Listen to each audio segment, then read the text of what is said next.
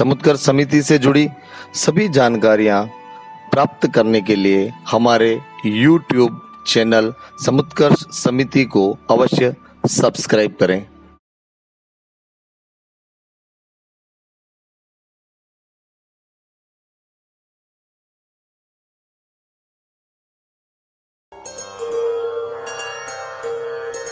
हिंदू भूमे सुरक्षार्थ केशवेन विनिर्मितम् यं संघपोषितं येन गुरुं तं प्रणमाम्यहम्।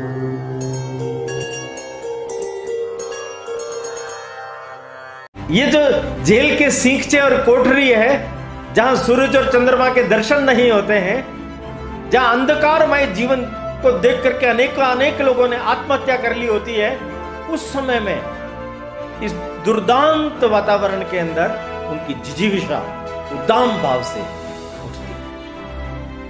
हमारे ये जो चरित्र नायक है, ये जो देश के महानायक है, जिन्होंने इस देश के लिए वास्तव में काम किया है, जिनके कामों का कोई मूल्यांकन भी नहीं किया जा सकता। एक कैदी जो दो आजन्म की सजा भोगने के लिए वहां गया था, जिसके जीवित लौटने के कोई आसार नहीं थे, उसने अंडमान निकोबार को स्वर्ग लोक बना दिया। भारतीय स्वतंत्रता के 75वें वर्ष पर प्रारंभ हुए अमृत महोत्सव पर समुत्कर्ष समिति द्वारा आयोजित व्याख्यान श्रृंखला यह गाथा है बलिदानों की में हमें आज माननीय ओम प्रकाश जी भाई साहब का मार्गदर्शन प्राप्त होने वाला है। आदरणीय ओम जी भाई साहब हम सभी के सुपरिचित हैं। पूर्व में समुत्कर्ष समिति द्वारा आहूत विभिन्न व्याख्यान मालाओं में और अन्य अवसरों पर हम सभी को आपका संस्कृति परक जीवन मूल्य संवर्धक पाथेय प्राप्त होता रहा है। मैं आज के इस पुनीत अवसर पर मान्यवर भाई साहब से निवेदन करूंगा कि हमें प्रबोधन प्रदान करें। मान्यवर ओम जी भाई साहब। नमस्कार। समुत्कर्ष व्याख्यान श्रृंखला में आप सब लोगों का हार्दिक स्वागत है। आप सब जानते ही हैं, पिछली बार हम लोगों ने स्वातंत्र्य वीर विनायक दामोदर सावरकर के जीवन का आधा भाग सुना था। आज शेष भाग पर हम चर्चा करेंगे। कितनी बड़ी महत्वपूर्ण घटना सारे विश्व भर के अखबारों ने जिसको वजन दिया, छापी कि एक क्रांतिकारी ने समुद्र की छाती पर पैर रख करके अपने देश को स्वतंत्र कराने का जो उसका व्रत था, उसको पूरा करने के लिए प्रयास किया। ऐसा करने वाला वो पहला व्यक्ति था। सफल नहीं हो पाए, भारत आ गए और हेग का मुकदमा हार चुके थे। यहीं उनके ऊपर मुकदमे 2 चलाए गए। एक तो उनके पहले के जितने भी भाषण वगैरह हुए, उसको ब्रिटिश सरकार ने राजद्रोहात्मक भाषण ये माना, और दूसरा वहां से बम मैन्युअल, पिस्तौलें वगैरह भेजी।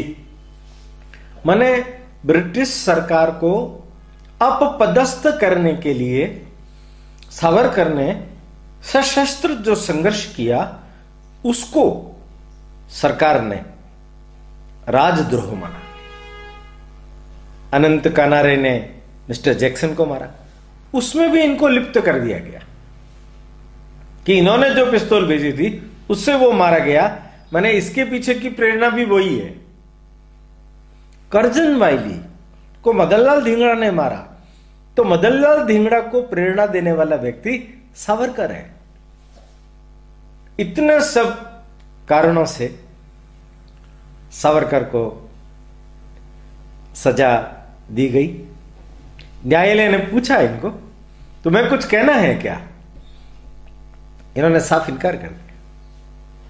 बहरे लोगों के सामने कुछ कहना, इसका कोई तुक ही नहीं है, कोई तात्पर्य ही नहीं है। आपको जो सजा देनी है दीजिए, मैं उसको भोगने के लिए तैयार हूं। आप आश्चर्य करेंगे, 1 महीने के अंतराल के अंदर दोनों सजाएं सुनाई गई। और 2 सजाएं कैसी? उस समय के अनुसार 25-25 वर्ष के 2 आजन्म कारावास सावरकर जी को दिए गए। 21 फरवरी 2010 को ये निर्णय सुनाए गए। आप सोचिए, 2010 से लगा करके और 2060, 27 साल की उम्र है अभी, 50 साल जेल में और गुजारने हैं। व्यक्ति सोच सकता है, क्या मैं जीवित लौटाऊंगा? क्या मुझे वहीं मृत्यु को प्राप्त हो जाएगी? डरे नहीं, डरे नहीं। इनके जो बैज दिया गया था, उस बैज के ऊपर भी यह लिखा हुआ था 1910 से 1960, और एक ऊपर छोटा सा डी माने डेंजरियस, यह खतरनाक कैदी है। इसका भी पुरस्कार उनको प्राप्त हुआ। जेलर डोंगरी जेल में जो लेके आया, उसने उनके उस बैज को पढ़ करके कहा, मिस्टर सावरकर, क्या आपको लगता है 50 साल के बाद में आप वहां अंडमान निकोबार, पोर्ट ब्लेयर सेल्यूलर जेल से मुक्त हो पाएंगे? इन्होंने हंसते हुए कहा, क्या आपको लगता है आपकी अंग्रेज सरकार इतने लंबे समय तक टिक पाएगी? कोई सदमा नहीं है। और जेल की सजा जब न्यायाधीश ने इनको 2 आजन्म की सुनाई, तो सावरकर ने बहुत ही सहज एक बड़ा जबरदस्त दार्शनिक उत्तर उनको दिया। ईसाई सरकार ने, ब्रिटिश का प्रयोग नहीं किया उन्होंने शब्द, ईसाई सरकार ने मुझे 2 आजन्म की सजा दे करके अपने पुनरुत्थानवाद को नष्ट करके हमारे भारतीयों का, हिंदुओं का पुनर्जन्म का सिद्धांत स्वीकार कर लिया है। 2 आजन्म एक ही जन्म में, कैसी विचित्र बात है। कोई तर्क नहीं है, कोई तथ्य नहीं है, कोई आधार नहीं है। ऐसी सारी विशेष परिस्थितियों के अंदर एक व्यक्ति को आप सजा दे रहे हो। सावरकर डोंगरी जेल में बैठे हैं, मस्तिष्क चिंतन, कैसी स्थिति बन गई है। उनको समाचार मिल गया था, छोटे भाई को, लॉर्ड मिंटो को मारने के अपराध में अहमदाबाद में गिरफ्तार कर लिया गया था। बड़े भाई को देशभक्तिपूर्ण कविताओं को लिखने के आरोप में सेल्यूलर जेल, आजन्म कारावास भेज दिया गया था। सारी संपत्ति जब्त कर ली गई, नीलाम कर दी गई। घर में भाभी, यशु भाभी और उनकी पत्नी यमुना, उनको बाहर निकाल दिया गया। उनका 7 साल का छोटा बेटा प्रभाकर पहले ही चल बसा था। सोचिए, देशभक्ति के मार्ग पर भारत माता को दास्यता की बेड़ियों से मुक्त कराने का जो संकल्प लेकर के चलते हैं, उनके जज्बे को कैसे परखा जाता है, उनकी कष्ट सहिष्णुता को कैसे तोला जाता है। उन्होंने तो पहले ही कहा ना, यह पथ क्या चाहेगा आगे चलकर, थी पूर्व कल्पना, फिर भी कदम बढ़ाया। उनको तो मालूम था उनको। मुझे इसका देशभक्ति का मूल्य प्राण है, यह हमें चुकाना पड़ेगा। हम प्राण देकर के भी इस भारत माता को दास्यता की बेड़ियों से मुक्त कराएंगे। और एक बड़ी कारुणिक घटना यहां इस डोंगरी की जेल में घट रही है। वो जो बाहर पहरेदार था आकर के कहता है, कोई आपसे मिलने आया है? नहीं, आई। कौन? गए, जाकर के देखा, उनकी पत्नी यमुना बाई, जिनको माई बोलते थे, और उनका भाई त्र्यंबक रामचंद्र चिपलूणकर, दोनों मिलने के लिए आए। सावरकर जी की वेशभूषा देख करके उनकी पत्नी दंग रह गई। सावरकर जी सोच रहे हैं, पहरेदार खड़े हैं, उनके बीच में भावनाओं का उद्वेग अंदर उठ रहा है, पर विवेक बुद्धि से उसको रोकना पड़ेगा। इनके समक्ष हम कुछ भी खोल नहीं सकते, बोल नहीं सकते। वो पत्नी है, उसकी उम्र है 19 वर्ष। उसने अपने एक पुत्र की मृत्यु देख रखी है, और उसके घर के सभी सामान नीलाम हो गए, और उनका भरतार पति सामने खड़ा है। बैरिस्टर बनने के लिए गया था, गाउन पहन करके आएगा, स्वर्ण वर्षा होगी, घर गृहस्थी बड़े आनंद से चलेगी। आज ये मैं क्या देख रही हूं?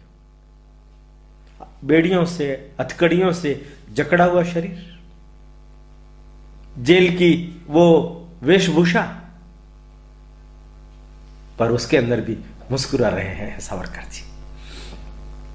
नमस्कार हुआ। मेरे को इन वस्त्रों में देख करके तुम्हें ताजुब तो नहीं हुआ?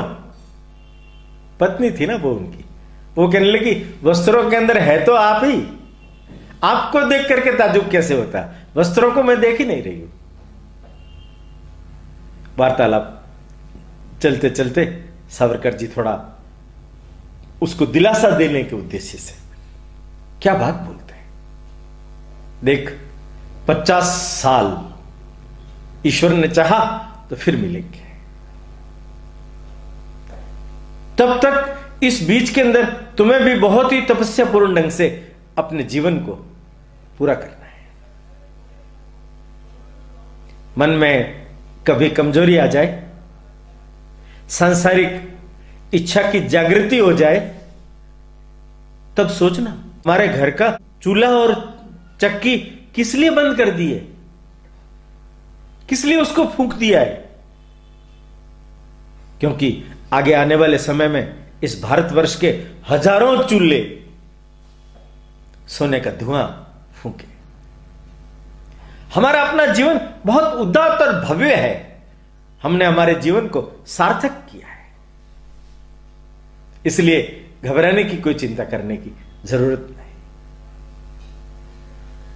पत्नी ने तो बहुत ही सहज उत्तर दिया, आप मेरी मत चिंता कीजिए, आप अपना ख्याल रखिए, आप अपना ख्याल रखिए, ईश्वर जो करेगा अच्छा करेगा। उनके साला साहिब, बड़े साला साहिब पास में खड़े थे। वे कहने लगे कि आप एक काम कर सकते हैं, आप जहां भी रहें, जिस किसी अवस्था में रहें, प्रातःकाल सूर्य भगवान को अर्घ्य देने के लिए जब जाएंगे ना, एक मंत्र बोलिएगा, एक मंत्र बोलिएगा, कृष्णाय वासुदेवाय हरये परमात्मने, कृष्णाय वासुदेवाय हरये परमात्मने, प्रणत क्लेश नाशाय गोविंदाय नमोस्तुते, गोविंदाय नमोस्तुते। आप जब ये मंत्र बोलेंगे, हम भी प्रातःकाल उसी समय सूर्य भगवान को अर्घ्य देते समय इसी मंत्र को बोलेंगे। इस मंत्र के माध्यम से आपका और हमारा मिलन होता रहेगा। पहरेदार ने कहा समय पूरा हो चुका है। उधर वो चले गए, इधर ये चले गए, वो कसमसा गए, कुछ कह ना पाए, सहते सहते अंदर कोठरी में आ गए। दबा के जो रखा था अंदर आने पर फूट पड़ा, निढाल होकर के धरती पर वहीं गिर पड़े। एक बड़ा कारुणिक दृश्य सामने उनको दिखाई दिया। जिस कोठरी में वो थे उस कोठरी के कोने में एक कबूतर ने अपना घोंसला बना दिया था। कबूतर ने छोटे छोटे बच्चे दे दिए थे। उन छोटे छोटे बच्चों के लिए उनकी मां रोज दाना लेकर के आती थी। वो बच्चे चिहुक रहे थे, मां दाना लेकर के कब आएगी। पर उन बच्चों को मालूम नहीं, आज सवेरे ही पहरेदार की गोली का शिकार वो कबूतर हो चुका। अब वो मां नहीं आएगी, अब वो मां नहीं आएगी। इन बच्चों को जिंदगी भर ऐसे ही विहसना पड़ेगा। अरे कैसा दारुण कारुण दृश्य मुझे दिखाया गया। सावरकर जी सोच रहे हैं ये दृश्य क्यों मेरे आंखों के सामने आया? क्या मुझे दिलासा देने के लिए? क्या मुझे संदेश देने के लिए? ओहो, हाय रे दुर्भाग्य, तूने ऐसा दिन क्यों दिखाया? आंखें बंद कर ली, श्वास रोक ली, ध्यान करने लगे। नहीं नहीं, अपने मन को इतना कमजोर नहीं करना है। याद रखना मित्रों, ये कठोर कर्मयोगी है, पर कठोर कर्मयोगी की कठोर परीक्षा तब होती है जब जब उनके मन के अंदर ऐसी विशेष परिस्थिति खड़ी होने पर आत्महत्या तक का भी विचार पैदा हो जाता है। क्या करेंगे जी करके? पर नहीं, वो जो बचपन में जगदम्बा के समक्ष जो संकल्प किया है, वो संकल्प उनके जीवन का पाथेय बनकर उन्हें प्रेरणा देता है, जीवन जीने का जज्बा देता है। इस मातृभूमि को गुलामी की बेड़ियों से मुक्त कराने के लिए जीना है, देश के लिए जीना है। डोंगरी से भाईखला जेल ले आए, वहां भी चोरी चुपके मालूम पड़ा छोटा भाई यहीं है, पर मिल नहीं पाए। चिट्ठी से थोड़ी सी बातचीत हुई, आशीर्वाद दिया, दिलासा दिया, हिम्मत रखना, मातृभूमि ने हमें यह अवसर दिया है, जगदम्बा ने हमें यह अवसर दिया है। हम तीनों पुष्प भले ही हमारा वंश निर्वंश हो जाए तो भी इस मातृभूमि की सेवा में बलिदान होंगे। भाईखला से मद्रास और मद्रास से महाराजा जलियान में बैठ करके अंडमान 4 जुलाई 1911 को अंडमान पहुंच गए।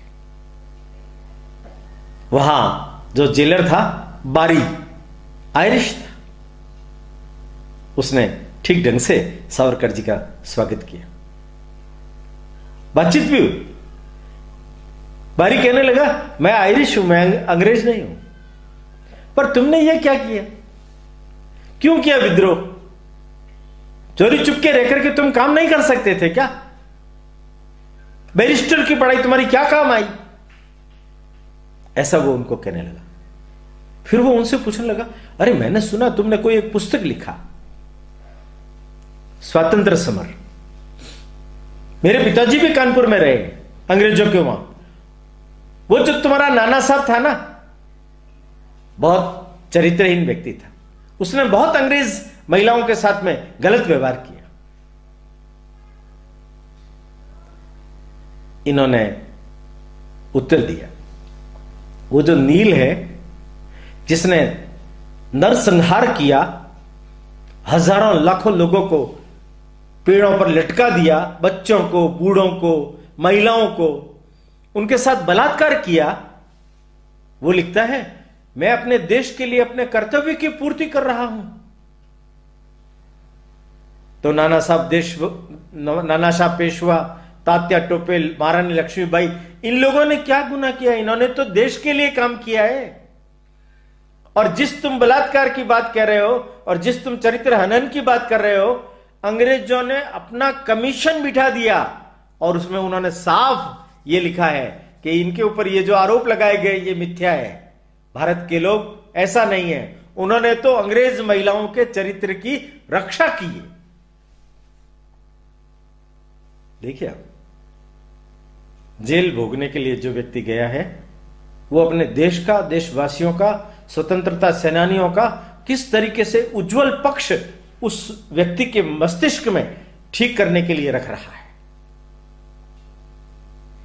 जेल शुरू हो गई। कितनी कठोर कारावास। कहते हैं, मैं नहीं गया हूं, जो लोग गए वो बताते हैं, मेरे एक मित्र गए थे, वो बताते थे कि जिस कोठरी के अंदर वो रहे थे, यहां तो कोठरियां चेंज होती रहती थी पर वो सावरकर कोठरी कहलाती है अभी भी, उस कोठरी में कहीं सूरज की किरण घुसती ही नहीं थी, अंधेरा।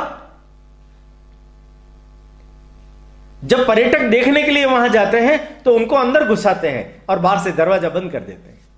केवल 1 मिनट, 1 मिनट के बाद दरवाजा जब खोलते हैं, लोग बाहर आते हैं, बदहवास, सांस फूल जाती है। तो गाइड कहता है, देखा आपने, 1 मिनट में आपका यह हाल हो गया है। और वो व्यक्ति 10 वर्ष इस जेल में उसने बिताए, 10 वर्ष बिताए। सजाएं कैसी, नारियल की जूट कूट कूट करके उसकी रस्सी बनाना, हाथ छिल जाते थे, हाथ छिल जाते थे। घानी के अंदर बैल की जगह खुद को जोतकर 30 पौंड तेल शाम तक निकालना। खाना खा नहीं सकते आप, जानवरों से भी बदतर खाना वो उनको वहां मिलता था। लोग बीमार हो जाते थे, लोगों ने आत्महत्याएं की है, पागलों जैसी विक्षिप्त अवस्थाएं धारण हो गई लोगों की। और उस जेल में न केवल अंग्रेजों का बल्कि मुसलमानों के द्वारा भी बर्बर अत्याचार होता था। ये बारी भी हंटर मारता था। सावरकर जी ने ये सब कुछ देखा। इनके भाई भी उसमें थे, बाबा राव। एक दिन भेंट हो गई, इनको सामने देख करके बोला, तात्या तुम यहां? अरे, आंखें बंद हो गई, चक्कर आ गया। दोनों भाइयों को अलग अलग ले गए। एक पत्र बड़ी मुस्तैदी से उनको लिखा गया। बड़े भाई लिख रहे हैं उनको, मैं तो सोचता था तुम पेरिस में रह करके, बाहर रह करके इस मातृभूमि को सेवारत होकर के ठीक दिशा निर्देश दे रहे हो। मुझे क्या मालूम था कि तुम्हें भी इस प्रकार की सजा मिलेगी। अब क्या होगा अपने देश का? और वो अपना बछड़ा बाल, वो कहां है? उसकी क्या खबर है? उसकी कौन चिंता करेगा? बहुत दिलासा देने लायक पत्र इन्होंने उनको लिखा। चिंता मत कीजिए, सब अच्छा होगा। इस प्रकार का करुण मन मत बनाइए। उन्होंने जेल में रह करके जिस प्रकार का व्यवहार किया है, बहुत उल्लेखनीय है। उल्लासकर दत्त, इंदुभूषण रे, इन लोगों को उन्होंने दिलासा दिया। इंदुभूषण रे तो आत्महत्या कर चुके थे, उल्लासकर दत्त को तो उन्होंने बचाया। मोतीलाल वर्मा जैसे व्यक्ति से कहकर के बाहर पत्र लिखवाया, जिससे कि देश में जाकर के लोगों को मालूम पड़े कि यहां राजनीतिक बंदियों के साथ में कैसा दुर्व्यवहार किया जाता है। उसका जेलर के ऊपर असर पड़ा, परिणाम अनुकूल आने लगे। एक ग्रंथालय जेल के अंदर खोल दिया गया, अक्षर ज्ञान की पाठशाला खोल दी गई, पढ़ाने का काम चालू कर दिया गया। और एक बड़ी विचित्र बात, मुसलमान वहां हिंदुओं को डरा धमका करके मुसलमान बना रहे थे। और एक बार एक मुसलमान को, हिंदू को मुसलमान बनाने के लिए उन्होंने जैसे उपक्रम किया और इन्होंने अपने साथियों के सामने धावा बोल दिया और उसको बचा करके लेकर के आ गए, समझाया हिंदुओं को। वो मुसलमान तुम्हारे अन्न को, तुम्हारे खाने के सामान के हाथ लगा देते तो तुम समझते हो कि तुम्हारा अन्न भ्रष्ट हो गया। अरे हिंदू कभी भ्रष्ट नहीं होता। हिंदू पूरा का पूरा मुसलमान खा जाए तो भी भ्रष्ट नहीं होता।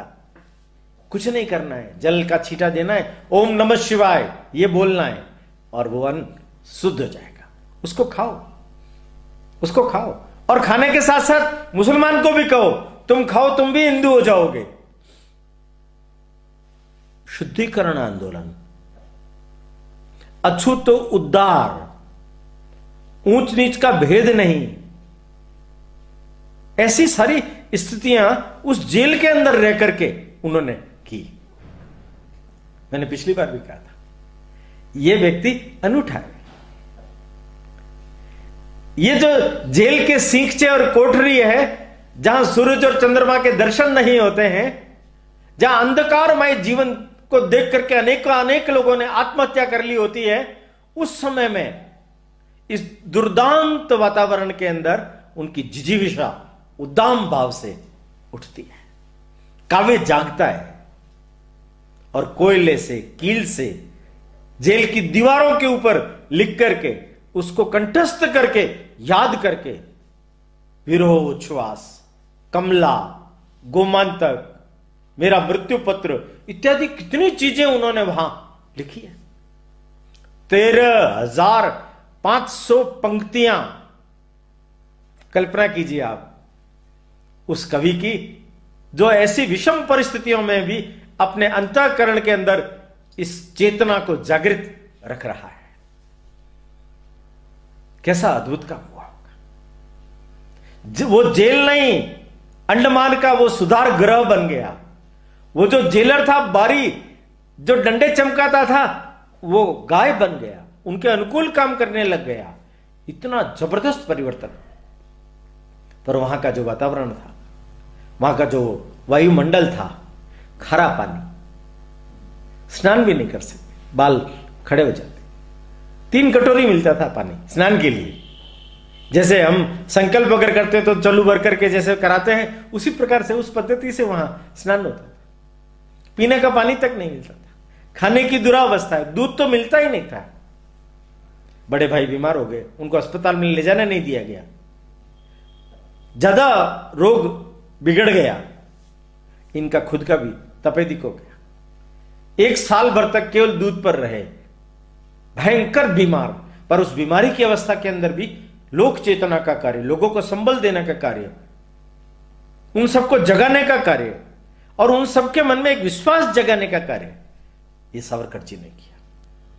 ये जेलों के अंदर जो सुधार गृह है, वो भी इतना काम शायद नहीं कर पाते होंगे जितना काम सावरकर जी ने जेल में रहकर के किया। मेरी अंडमान का कारावास, माझी जन्म ठेप, जो पुस्तक उन्होंने लिखी है, पढ़ने लगे। वास्तव में एक सुधार के लिए उनको भी नोबेल पुरस्कार भी दिया जा सकता है। एक कैदी जो दो आज जन्म की सजा भोगने के लिए वहां गया था, जिसके जीवित लौटने के कोई आसार नहीं थे, उसने अंडमान निकोबार को स्वर्ग लोक बना दिया। भाई परमानंद, प्रसिद्ध क्रांतिकारी पंजाब के, प्रथम विश्व युद्ध के बाद में उन्हें मुक्त किया गया। वो लौट करके आए। वहां पंजाब के अंदर ब्रिटिश संसद वो वहां आया, कॉल वेज हुड। वो जो कॉल वेज वुड था, वो ब्रिटिश संसद था। वो लाला जी के घर पर उनका अतिथि बना। भाई परमानंद उनसे मिलने के लिए गए और उनसे बातचीत की। उन्होंने कहा, सावरकर जी और सावरकर जी के बड़े भाई वहां अस्वस्थ थे। उस अस्वस्थ अवस्था में ऐसे अमूल्य लोग हम खोना नहीं चाहते। क्या कोई ऐसी योजना नहीं बन सकती कि सरकार उन्हें अंडमान निकोबार से बाहर ला करके किसी और जगह पर कैद कर दे? कैद रखे भले, पर वहां से उनको मुक्त कर दे, क्योंकि वहां का जो वातावरण है वो उनके लिए बिल्कुल भी उपयुक्त नहीं है।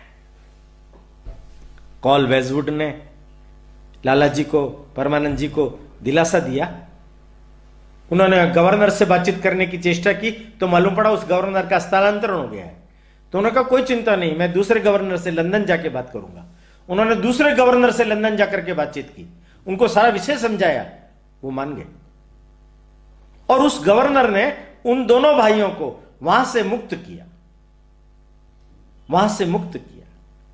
2021 में मार्च के महीने में इन दोनों भाइयों को सबसे पहले बंगाल में अली राजपुर जेल उसमें रखा गया। बड़े भाई को तो तुरंत ही वहां से बेंगलोर जेल में भेज दिया गया और इनको वहां रखा गया 3 साल तक।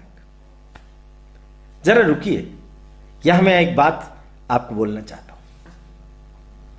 यह जो हमारा देश है, यह बड़ा विचित्र देश है। इस देश के लोग भी बड़े विचित्र हैं। इस देश के राजनेता तो और ही अधिक विचित्र है। हमारे ये जो चरित्र नायक है, ये जो देश के महानायक है, जिन्होंने इस देश के लिए वास्तव में काम किया है, जिनके कामों का कोई मूल्यांकन भी नहीं किया जा सकता, उन लोगों के ऊपर आरोप लगाना, उन लोगों के ऊपर झूठे आरोप लगाना, उनको कहना कि इन्होंने अंग्रेजों को प्रार्थना पत्र देकर के, हाथ जोड़ करके, मुक्ति के लिए गिड़गिड़ा करके अर्चना की है। मैंने अभी आपको बताया कैसे मुक्ति हुई है, और मुक्ति नहीं हुई है, जेल से स्थानांतरण हुआ है। सावरकर जी के नाम पर अटल जी की सरकार के समय में एक अच्छा उनका कोटेशन का पट लगाया गया था। मणिशंकर अय्यर जी ने उसको हटा दिया। संसद भवन में सावरकर की चित्र नहीं लग सकता। बसंत साठे कांग्रेस के बड़े नेता हैं, उन्होंने कहा उनका नहीं लग सकता तो फिर किसका लगेगा वहां, किसका लगेगा। मेरा एक विनम्र निवेदन है, राजनेताओं से भी, आम लोगों से भी, बड़े बड़े विद्वान लोगों से भी, ये जो हमारे श्रेष्ठ चरित्र नायक है, ये जो महापुरुष है, जो हमारी देश की धरोहर है, हमारे पूर्वज है, इसके आधार पर ही भारत का भविष्य उज्जवल होगा, इनके जीवन के साथ, चरित्र के साथ खिलवाड़ मत कीजिए, मत कीजिए। ये गाथा है बलिदानों की। ये श्रृंखला शुरू करने के पीछे भी यही हेतु है कि जो आज तक इन लोगों को न्याय नहीं मिल सका, इस माध्यम से उनको न्याय मिल जाए, उनको न्याय मिल जाए, उनकी वास्तविकता, उनका सत्य लोगों के समक्ष आए।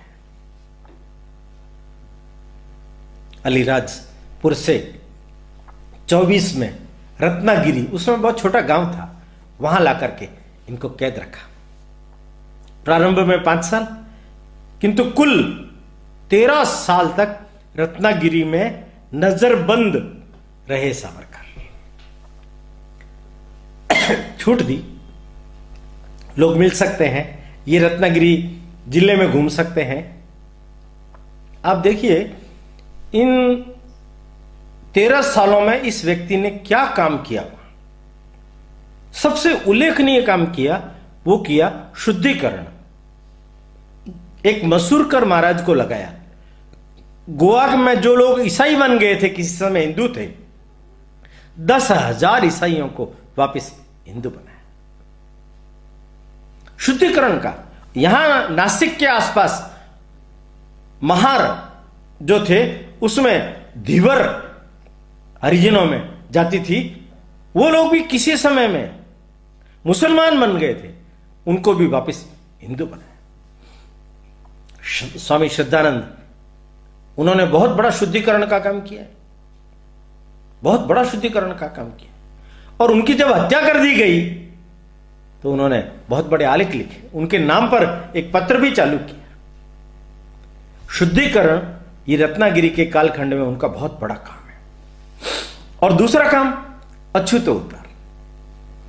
जिस समय में डॉक्टर अंबेडकर जी, गांधी जी, इन लोगों ने अछूतोद्धार का कोई काम शुरू किया ही नहीं था, उस समय सावरकर जी ने अछूत, छूत, स्वर्ण, इन सबको स्पर्श अस्पर्श इन सब लोगों को एक साथ बिठा करके सहभोज चालू किया। पतित पावन मंदिर 31 में स्थापना करके लक्ष्मी नारायण का विग्रह स्थापित किया। वहां पुजारी, अर्चना करने वाले सब लोग अछूत जाति से। वे कहते थे, कुत्ते को पालते हो, बिल्ली को पालते हो, उसको दूध पिलाते हो, और ये अपने ही धर्म में पैदा हुए राम और कृष्ण के अनुयायी, अनुगामी, वंशज, इनको अछूत कह करके दुत्कारते हो। शर्म नहीं आती तुम्हें? शर्म नहीं आती तुम्हें? समाज सुधार का ये एक बहुत बड़ा दोनों काम ये उन्होंने उस कालखंड के अंदर किए। भारी लेखन भी किया। हिंदुत्व, ये हिंदू धर्म के, हिंदू राष्ट्र के उद्गाता के रूप में हिंदुत्व नामक एक बड़ा दार्शनिक ग्रंथ लिखा। ये हमारी पुण्य भूमि है, ये हमारी मातृभूमि है, ये हमारी कर्म भूमि है, ये हमारी भारत माता है, ये हिंदू भूमि है, हिंदुओं की भूमि है। ये कोई राज्य एक होने से राष्ट्र नहीं बनता है। राष्ट्र की इकाई संस्कृति होती है। इस पूरे आसेतु हिमाचल, इसकी जो संस्कृति है वो हिंदू संस्कृति, इसके संस्कार हिंदू संस्कार, इसका दर्शन हिंदू दर्शन। ये पहली बार उन्होंने बोला। लोग हमें हिंदू के नाम से जानते हैं, इसलिए हमारा देश हिंदुस्तान है। हिंदुस्तान है। हिंदू पद पातशाही, संन्यस्त खड़ग, अनेक नाटक वगैरह भी इन्होंने उस कालखंड के अंदर लिखे। इस कालखंड के अंदर उन्होंने लिपि सुधार का भी काम किया। मराठी के अंदर भी अनेक उर्दू शब्द घुस गए थे, उनको निकाला, उनके सही शब्द दिए। हिंदी देवनागरी भाषा, ये लिपि होनी चाहिए। हिंदी हमारी राष्ट्रभाषा होनी चाहिए। उस कालखंड के अंदर आप देखिए, ये जो मेयर है, इसके लिए महापौर शब्द इन्होंने दिया है। प्रूफ रीडिंग आपने सुना होगा, उपमुद्रित, प्रूफ माने उपमुद्रित। ऐसे छोटे छोटे अनेक शब्द उन्होंने उस समय में दिए। भाषा पर इन्होंने बहुत काम किया, उसके व्याकरण पर इन्होंने बहुत काम किया। उस कालखंड के अंदर इनसे मिलने आने वाले लोगों में महात्मा गांधी भी थे। काफी बातचीत में से बस केवल एकमात्र मुद्दा, वो सशस्त्र क्रांति चाहते थे, ये अहिंसक आंदोलन चाहते थे। बस इतना ही अंतर था। बाकी समाज सुधार, अन्य आंदोलन, पर ये शुद्धि आंदोलन के बारे में भी गांधी जी थोड़ा विमत रखते थे। वो उसको ठीक नहीं मानते। गांधी जी की पत्नी कस्तूरबा साथ थी। उठते समय उन्होंने कस्तूरबा से कहा, माई यमुना, उनकी पत्नी सावरकर जी की, इनके चरण छो। वो छोटी थी हालांकि, इनके चरण छो। ये तपस्वी नहीं है, इसने अपने जीवन के सुनहले सपनों को इस मातृभूमि के लिए होम कर दिया है। इनसे आशीर्वाद लेकर के अपने जीवन को कृतार्थ करो। वहां डॉक्टर हेडगेवार, उस समय उन्होंने संघ की स्थापना नहीं की थी, सिर गांव में इनसे मिले, चर्चा की। दोनों महापुरुष एक मत थे, दोनों महापुरुष अनुभवी थे, दोनों महापुरुषों को क्रांतिकारी और राजनीतिक अनुभव था। इस सहमति के बावजूद भी सावरकर जी ने कहा, मैं शीघ्र कोपी हूं, उग्र हो जाता हूं, इस मार्ग में ठंडा आदमी चाहिए। हिंदू संगठन ये बड़ी लंबी प्रतीक्षा का काम है, ये आप ही कर सकते हो, मैं नहीं कर सकता। मेरी शुभकामनाएं आपके साथ है, आप इस काम को बेड़ा उठाइए, इस काम को कीजिए, मैं हर प्रकार से इसमें आपको सहयोग करूंगा। सावरकर जी से आशीर्वाद लेकर डॉक्टर हेडगेवार जी ने राष्ट्रीय स्वयंसेवक संघ की विजयादशमी 1925 में स्थापना की। अनेक महापुरुष वहां मिलने के लिए आते थे, उनसे चर्चा होती थी। एक मुसलमान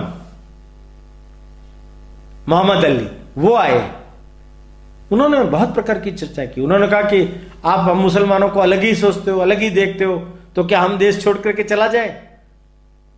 तो इन्होंने कहा बेशक, अगर आपको यहां जमता नहीं है तो आप देश छोड़ करके चल दीजिए, फ्रंटियर रिमेल हमेशा चलती है। ऐसे ही बातचीत में उन्होंने कहा कि आप ये हिंदू संगठन और भारतवर्ष के अंदर हिंदू संगठन, इसका राग मत आलापिए, ये मुसलमानों को अच्छा नहीं लगता। उनका अच्छा नहीं लगता तो मुझे क्या मतलब है, मैं तो मेरे देश की बात करता हूं, मैं मेरे हिंदुओं की बात करता हूं। अगर किसी मुसलमान को वो बात अच्छी ना लगे तो ना लगे, उनकी निर्भीकता पर वो दंग हो, पर उनके समाज सुधार और उनके अन्य कामों से भी वो प्रसन्न थे। और उठते समय बड़ी मजेदार बात हुई, इन्होंने कहा कि सावरकर जी देखिए मैं कितना, वो 7 फीट के हाइट के थे, लंबा चौड़ा हूं, मैं चाहूं तो आपकी हाइट छोटी सी आपको अभी मसल के रख सकता हूं। उनका अवश्य, पर इतिहास की उस प्रसिद्ध घटना को याद रखिए, शिवाजी ने ही अफजल खां का वध किया था, वो भी आपकी तरह ही लंबा चौड़ा था। चुप हो गए, बोल नहीं पाए, भयभीत होकर के चले गए। उनके घर 1937 में सावरकर जी मुक्त हो गए थे पूर्व। जमनादास मेहता ने प्रयास किया, उसके कारण से ये मुक्त हो गए। और 40 में 22 जून को सुभाष चंद्र बोस भी मिलने के लिए आए सावरकर सदन मुंबई में, बहुत बातचीत हुई। सावरकर जी ने कहा मैं जिन्ना से मिला भी था, हिंदू मुस्लिम एकता की बात भी की। तो उन्होंने कहा आप किसके प्रतिनिधि के नाते बात कर रहे हो, कि मैं तो कांग्रेस ने तो आपको निकाल दिया, तो मैं फॉरवर्ड ब्लॉक, तो फॉरवर्ड ब्लॉक हिंदुत्व को मानता है। तो उन्होंने कहा वो तो नहीं है। तो फिर जिन्ना ने बोला इस देश में हिंदू मुस्लिम एकता या हिंदुओं के बारे में किसी भी प्रकार की बातचीत करने का अधिकार केवल एक ही व्यक्ति को है, वो है सावरकर। सावरकर जी ने सुभाष चंद्र बोस को रास बिहारी बोस का संदेश देकर के वहां उन्होंने सैन्य गठन किया है, आप जाइए विदेश में रह करके उस सेना का गठन करके सशस्त्र क्रांति करके भारत को आजाद कराने का प्रयास कीजिए। छोटे मोटे आंदोलनों से कुछ नहीं होने वाला, लोगों को अंग्रेजों के विरुद्ध भड़का करके भी हम कुछ प्राप्त नहीं कर पाएंगे, ठोस काम कीजिए। सावरकर जी के द्वारा उत्प्रेरित होने पर ही सुभाष बाबू रास बिहारी बोस से जाकर के मिले और वहां से आजाद हिंद फौज का निर्माण हुआ और वो भारत छोड़ो आंदोलन के समय हुंकार हुई, अंग्रेज घबरा गए। हिंदू महासभा के अध्यक्ष बने, देश भर का भ्रमण किया, पर इस उत्तरार्ध के अंदर सारी घटनाओं को मैं तीव्र गति से ही समेट लूंगा। इस उत्तरार्ध में देखिए आप 1945 में इनके बड़े भाई का स्वर्गवास हो गया और 49 में छोटे भाई का स्वर्गवास हो गया। देश आजाद हुआ, इन्होंने अपने घर पर 2 झंडे लगाए, एक तिरंगा एक भगवा। उनका देश आजाद हुआ है, मुझे खुशी है, पर तिरंगा इसका खुशी का प्रागट्यकरण, भगवा मैंने इसलिए लगाया है, मुझे अखंड भारत से कम कुछ नहीं चाहिए। ये मेरा सपना है, मैंने अपने सपने को जिंदा रखने के लिए, अखंड भारत को जिंदा रखने के लिए अपने घर पर भगवा फहराया है। 52 में उनकी जो अभिनव भारत संस्था थी उसका विलोपन कर दिया। 56 में तिलक जी का जन्म शताब्दी समारोह पूना में मनाया गया। कहा उन्होंने ये दिल्ली में होना चाहिए था समारोह, पर यहां हो रहा है। 57 का समारोह दिल्ली में हुआ, 1857 का शताब्दी, वहां गए। वहां से फिर उत्तर प्रदेश के अंदर जिन जिन जगहों पर बड़ी भारी क्रांति हुई वहां गए, कानपुर गए, सती चौरा घाट पर गए, वहां सबको नमन किया। कहा कि उन सब क्रांतिकारियों को जिन्होंने इस देश की रक्षा के लिए अपने प्राणों का न्यौछावर कर दिया है, मैं उनको नमन करता हूं, मैं उनको स्मरण करता हूं। ये मेरा सौभाग्य है कि आज मैं उनके दर्शन कर पा रहा हूं। 63 में इनकी पत्नी का स्वर्गवास हो गया। पाकिस्तान और चीन से जब युद्ध हुआ उस समय भी इन्होंने चेतावनी दी। तो ये हिंदुओं का सैनिकीकरण करने के पक्ष में थे। हर एक हिंदू को सैनिक शिक्षा मिलनी चाहिए, उसको देश के लिए काम करना चाहिए, ये कहा करते थे। शरीर गिर चुका, स्वास्थ्य गिर चुका। एक बहुत बड़ा साहित्यकार, एक बहुत बड़ा इतिहासकार, भारतवर्ष के गौरवशाली इतिहासों को, इतिहास के 6 स्वर्णिम पृष्ठ लिखने वाला ये पहला महापुरुष है, पहला महापुरुष। बहुत पुस्तकें लिखी हैं, कवि हृदय थे, कविताएं भी लिखी। और अंतिम समय आ गया। इस समय इनकी गृहस्थी की गाड़ी भी दौड़ी। इनके एक लड़का और एक लड़की, विश्वास नामक लड़का और प्रभात नामक एक लड़की, वो भी हुई। अंत में इन्होंने प्रायोपसन कर दिया, छोड़ दिया सब कुछ। डॉक्टरों ने, इनके मित्र थे साठे, उन्होंने, इनके भतीजे ने, पुत्र ने प्रयास किया कुछ ले ले। इन्होंने कहा अब नहीं, अब नहीं। 26 फरवरी 1966, 83 वर्ष की अवस्था में सुबह 11:15 पर अपना प्राण छोड़ दिया। मुंबई के सावरकर सदन से चंदनबाड़ी शव दाहगृह तक 2 लाख लोग शव यात्रा में शामिल हुए। 2 लाख लोग। यह एक ऐसा व्यक्ति था जिसने इस देश के अंदर क्रांतिकारियों की चेतना, क्रांतिकारियों की श्रृंखला यह पैदा की है। भगत सिंह चोरी छुपके इनसे मिलने के लिए आए थे और इनसे अनुमति मांगी। 1857 का स्वतंत्र समर ये मैं छपवाना चाहता हूं। भगत सिंह ने छपवाया 2000 प्रतियां। 2 प्रतियां इनके पास में भी भेजी। पुलिस को मालूम पड़ा तो पुलिस का छापा इनके घर पर पड़ा। इन्होंने किसी पड़ोस के यहां भिजवा दी। पुलिस सजग थी। रत्नागिरी के नजरबंद के समय ही भगत सिंह इनसे आकर के मिले थे। माने देश भर के कितने क्रांतिकारी, और उन सब क्रांतिकारियों के जीवन में जो पाथेय था वो सावरकर ही थे। सावरकर ही थे, उनका जीवन था, उनकी प्रेरणा थी, उनके विचार थे। और कैसे कैसे उनके विचार थे और किस तरीके से उनकी लेखनी चलती थी, किस तरीके से वो दिशा दर्शन देते थे, अगर आप सुनेंगे पढ़ेंगे तो आपको बड़ा आनंद आएगा। मैं सावरकर के इस प्रसंग पर आपको 2 छोटे छोटे दृष्टांत सावरकर समग्र में से। उन्होंने बाजी प्रभु देशपांडे पर बहुत बड़ा पवोड़ा लिखा। बाजी प्रभु देशपांडे के बारे में तो आप जानते ही हैं।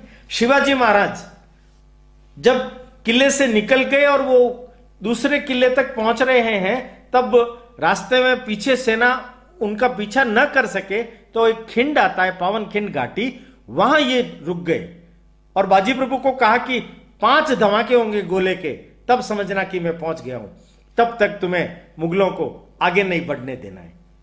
बाजी प्रभु देशपांडे का बलिदान हुआ। धमाका सुनने के बाद ही उन्होंने अपने प्राण त्यागे। कैसा लिखा है उन्होंने, आपके अंदर भी रोमांच पैदा हो जाएगा, जरा सुनिए। वीर मराठों ने रिपु सेना के छक्के छुड़ाए, विजय हुई पर वीर मराठे काफी मारे गए। उधर 5 तोपे गढ़ पर क्यों न अभी बजती, वीर मराठे चिंतित आशा परास्त होने लगती। किस पर ताजा टोली लेकर फजल खां आता है, धन्यबाजी की पुनः उछलकर टूट पड़ता है। तोप दर्रे से निकला वो गोला श्री बाजी, रण में दमकत वीर श्री का समरपति यहां जी। तब गोली भिन्न भिन्न आई, घात कर गई, मर्म बिध गई। श्री बाजी घायल गिर गया, फिर तुरंत उठ गया। बेहोश वीर कह गया, तोप से पहले नहीं गिरूंगा। मौत से बोलो, तोप से पहले नहीं गिरूंगा। मौत से बोलो, स्वतंत्रता के रण में रिपु पर अब हमला कर लो। रुको वीर, घाव तो तुम्हारा बांधू, रुक जाओ। हर हर रण में सुनकर बाजी उछले, ना जाओ। गांव कहां का, मैं केवल हूं तृषाक्रांत थोड़ा। रिपु शोणित को पी जाता हूं, दो मेरा घोड़ा। असली घाव माता के तन आक्रोशित छोड़ो। खींच शत्रु की आते कर दूं, पट्टी उसकी छोड़ो। भले मराठों लड़ो लड़ो तुम, आया मैं छोड़ो। लड़ो लड़ो जी, छोड़ो मुझको। मलेच्छ शत्रु को तोड़ो। तोप भी अभी बज जाए, तनिक रुक जाए। जंग चलवाए भू मां का ऋण चुकाने के। अब गर्म बिंदु शोणित के, दो गिनकर बस पूंजी के। सूद चुकाकर स्वतंत्रता का कर्ज तुम मिटा लो। स्वतंत्रता के रण में रिपु पर अब हमला कर लो। यह कैसी आवाज, यह कैसी आवाज। बाजी तोप नहीं बज गई है, शिला ढल गई है, पते सरसरे, चिड़िया चिल्लाई, लड़ो वीर फिर चलो, घुस गया सम्रांगण में मैं, नहलाएंगे सोनित से हम भूख को दर्रे में। सौगंध तुम्हें वृक्ष पक्षी जल शिला तेज सारे, गिर जाऊं यदि तोप से पहले, लड़ो आप सारे। तब धमाके हो गए, प्राण लौट गए, हास्यमुख हो गए। ये धमाका शिवाजी का, ये धमाका निज धर्म का, ये धमाका निज देश का, ये चौथा कर्तव्य का, और पांचवा होत धमाका हर हर जय बोलो, स्वतंत्रता के रण में रिपु पर अब हमला कर लो।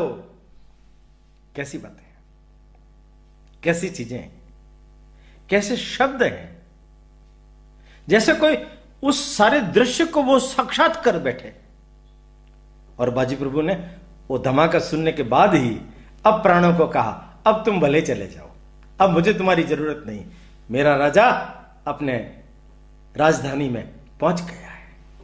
और अंत में उन्होंने जो अपना मृत्यु पत्र लिखा है उसको बोल करके मैं अपनी बात पूरी करूंगा। वो अपने स्वयं के बारे में बोलते हैं, अनादि में अनंत में अवध्य में भला, मार सके कौन मुझे जगती रिपु भला। करते जब अट्ठास धर्म हेतु में, मृत्यु को पुकारता प्रविष्ट समर में, अग्नि से अदग्ध में अभेद्य खड्ग से, भाग चली मृत्यु सबल भीत मुझी से। अनाड़ी शत्रु मृत्यु समेत, मृत्यु का भी भय दिखा मुझे डरा रहा है। हिंस्र सिंह के पंजर फेंक दो मुझे, नम्रदास सम तेरे चरण छुएगा। लहलहाती ज्वाला में फेंक दो मुझे, हटकर बन जाएगी शीत वारीगा। ला मेरी तोपें ला, क्रूर पलटने, यंत्र तंत्र शस्त्र अस्त्र, आग उगलता हलाहल ज्यों त्रिनेत्र शिव, वैसे मैं निगल तुम्हें अब खा जाता। मृत्यु का आह्वान कर रहे हो, मृत्यु का आह्वान करने वाले वो मृत्युंजय सावरकर आज भी मृत्यु को जीत करके, नैनम छिंदंती शस्त्राणी, ये जो नैनम दहती पावक न शोषयंती मारुतः, कोई मुझे सोच नहीं सकता, कोई मुझे मार नहीं सकता, कोई मुझे डरा नहीं सकता, कोई मुझे समाप्त नहीं कर सकता, क्योंकि मैं आत्मा हूं, अजर हूं, अमर हूं। ऐसे श्रेष्ठ वीर का जीवन मैंने 2 खंडों में आपके समक्ष रखा है। मेरा विनम्र निवेदन है, विस्तार से पढ़िए, इनके जीवन की एक एक घटना को पढ़िए, इनके संपूर्ण जीवन को समझिए, इनके संपूर्ण दर्शन को समझिए, और भारत माता को फिर से विश्व गुरु के सिंहासन पर बिठाने का जो सपना इन महापुरुषों ने देखा है, उसको पूरा करने के लिए अपने आप को लगा दीजिए, खपा दीजिए। बस यही इन लोगों को सच्ची श्रद्धांजलि हो पाएगी।